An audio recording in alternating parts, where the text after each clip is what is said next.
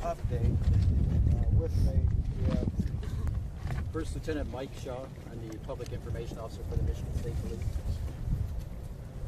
and let me just start out by saying certainly we have not and absolutely have not confirmed the identity of the female and the child that was found in the house that was burned. Preliminarily, we believe it could be the missing mother and daughter, but we haven't confirmed that. However, we are looking for a person of interest, the suspect in the Amber Alert. We're considering him armed and dangerous. This individual has been and is on parole for assault with intent to commit murder. We have not located a suspect, so we are asking for the public's help. I'm going to give you that information again. I know you already have that. His name is Marcus Tyrone Hightower. Again, he is currently on parole. We need to have a conversation with him. At this point, he's a person of interest, but he is a suspect in the missing. We have not confirmed the identity of the mom and the young lady, the 4-year-old. So our investigation, as you can tell, is still continuing. We're very early into the investigation. I will say, I just want to acknowledge Michigan State Police for when becoming aware of suspicious circumstances surrounding this, they acted very quickly, and it was because of their actions that an Amber Alert was put out. However, I will say the initial agency, there was somewhat of a delay, and we're still looking into that piece. And certainly we had information that their investigation led possibly the victim into the city of Detroit. So there was somewhat of a delay, and we're still looking into that. So, Mike, do you want to say anything? No, we're just reiterating the fact that this Amber Alert is still active. We still want the public to see the picture of Savannah, take a look, make sure that you're still looking for her. We have not confirmed the fact that these two parties in this house are them, so it would be a shame if somebody actually saw them and thought that the Amber Alert was over and didn't report it. So that's the main thing. And also to Mr. Hightower, we are asking him to come in to talk to us. If he's been confused with somebody else or something like that, that's fine. We'll clear that up. If not, and you choose to keep in hiding, then we'll find you. We're confident with that. So do you have any questions? You mentioned initial information. When did you get that? And what? Well, we just were brought into this after the fact. And in fact, as you know, this investigation started early of this week, probably Tuesday. Family went into the local police department to report a missing. Certainly they had some concerns. There was a history of domestic violence with Mr. Hightower and the missing, and so there was some concern on their part. That's when the investigation, for the most part, stopped. The family still concerned, returned not to the local agency, but went into a local state police and asked for help. Based on the circumstances surrounding the missing, the Michigan State Police quickly acted and put out information. Go ahead. Chief, what agency was that initially? Livingston County. What changed between Tuesday and Friday? Well, I don't want to be overly critical because it's still early in the investigation. Certainly there was indications early on that something more should have been done. It was not done. On whose part? We're saying preliminarily there may have been information given to Livingston County that was not done. Again, it's early. I certainly don't want to be overly critical, but we believe that once the family, the same information, took it to the state police, they acted quickly. They put out the Amber Alert, and this is where we are today. Chief, if I'm hearing you right, it sounds like mom was missing as of Tuesday. Was the girl missing as of Tuesday as well, and we did not do anything about it? Well, the mom and daughter were together. They were both reported missing together, unless I'm missing. I don't know. That's correct. Yeah.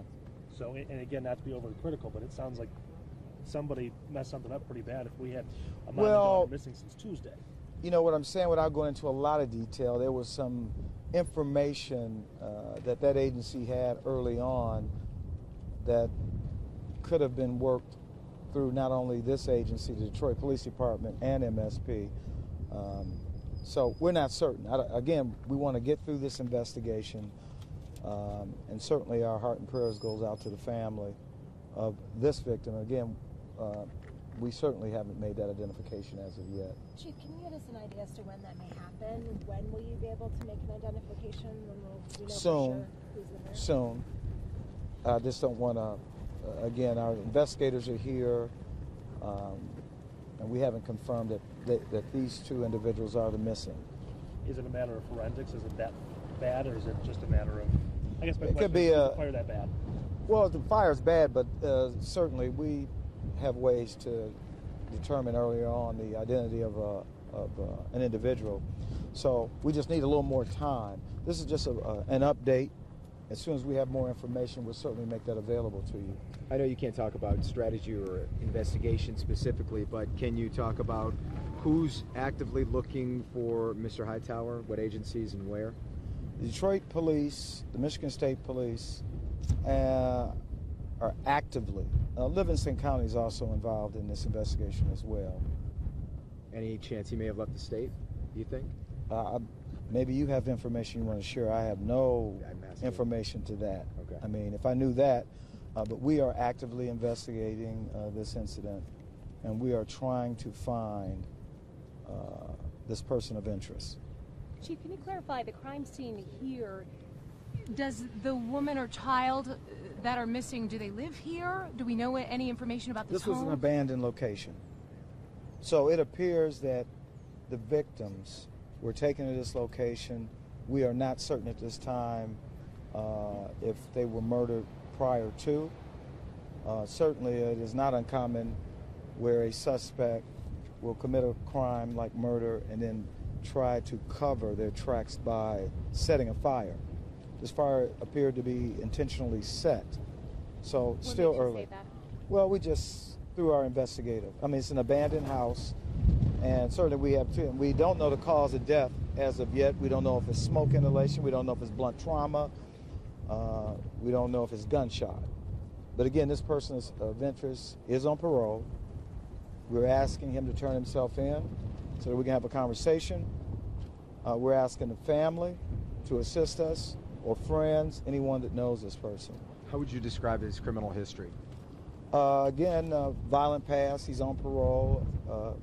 He was doing time prior to being released on parole for assault with intent to commit murder. Chief, I know you don't get, maybe you do, emotionally involved in things like this when a 4-year-old girl is murdered. It's got to bother you, piss you off a little bit. It's tragic. I've been very vocal about the senseless violence that has occurred here in the city. While I talk a lot about what the great work that both the community and the police department are doing in reducing violence, it's these kind of incidents that really brings it close. So we're going to do everything. And the individual, the person of interest, while we need to have a conversation with him, you will not hide. You cannot hide. We will find you. Time and again, we have done this. We will find you. You turn yourself in quickly. Thanks, Chief. The house is on Forest where the fire and the bodies were found, correct? Can Yes. you give us the block, please, on Forest? Is it Forest or Forest? 4700. 4700. And I apologize. Where were they found in the home? Can you tell us that much? It looks like they were found on a lower level. They may have been initially, when taken into the house, on an upper level. We don't know if that's from the fire, the floor collapsing. Again, it's still kind of early in the investigation. What time did the fire It's start? maybe too early. I think we roughly, fire was called around 5 a.m. in the morning. And I want to also acknowledge both the work of the Detroit Fire Department as well as the homicide team with the Detroit Police Department, who have been working on this since early this morning. Do you assume this is, or believe this is just an abandoned home, no potential connection, childhood home with your suspect, anything like that? At this point, that's what we believe. So, Chief, where are these, the mother and daughter, where are their kind of residents? Can you say at this point? At this point, the mother, you mean the missings? The missing? Because we're not connecting. Howell, city of Howell. Howell. The mom and daughter. I didn't hear the question, Chief. Are you saying that they were from Howell, the mother and daughter who were missing? Of the missing. Again, we have not made a connection to the missing, to the victims that we've located in this residence. But you can say the victims here are a woman and a female child? Yes. Again, I think it's important that we still focus on the Amber Alert portion of it. We don't want to get so tied up into we've already connected it, and I think we've done it as a group right here is we've already connected these as being positive. It would be a shame that the medical examiner takes a look at these two victims tomorrow and all of a sudden they're two totally different people and we're not still looking for this child and their mom. So that child and mom is still missing. These are two different people right now until confirmed otherwise. So let's kind of keep it separate between the two. And we stress, we know that someone knows the person of interest. He needs to turn himself in. Lieutenant, was it a Howell Post that the missing family report came to? The family came into the Brighton Post yesterday afternoon. And was it the Livingston County Sheriff's? Was the initial contact on Tuesday about the missings? Sure. But the people that are missing is a child and an adult, right? Yes. Correct. And the ones that were found in the house. And actually, just for clarification, it was the daughter of the missing mother, another daughter, who reported her missing. And we've had regular contact with her since. But those two found in the house, it's an adult and a child. Yes. Can you say how old that daughter was who reported it? I'd rather not go into anything about the family right now.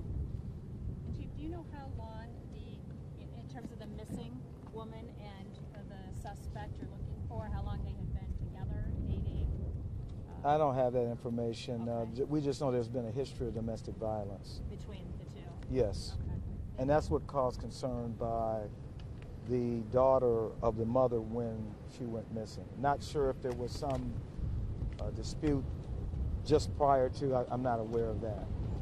Certainly a concern of the family and a concern of all of us, of all law enforcement has been involved in this at this point. Is there a reason to believe, since the Amber Alert was for him and the girl, why wasn't one issued for the mom? Was there suspect? Did you suspect? You can't issue an Amber Alert for an adult. It's only for a certain age parameter. So the only reason the Amber Alert wasn't actually issued for Mr. Hightower was just issued for the child. But we thought that the child was with Mr. Hightower. So the Amber Alert is basically just for the child. And there's certain criteria they have to meet. And one of those reasons that we do that, and I think a lot of people ask all the time, is why this person gets an Amber Alert and this person doesn't, is you don't want to make it like an old-fashioned car alarm, so to speak. When car alarms first came out, if you still remember that, for those of you as old as I am, everybody kind of looked to see the car get stolen. I'm getting up there. Yeah, so once you go out there now, if I hit a car alarm in this neighborhood here, nobody's going to look. So if you do the same thing for Amber Alerts and you issue them every time that something happens, eventually they just won't be effective anymore. So the Amber Alert came when we decided, as officers investigating it, that the child was in danger. He was probably with them, and then that's why we issued the Amber Alert at that time.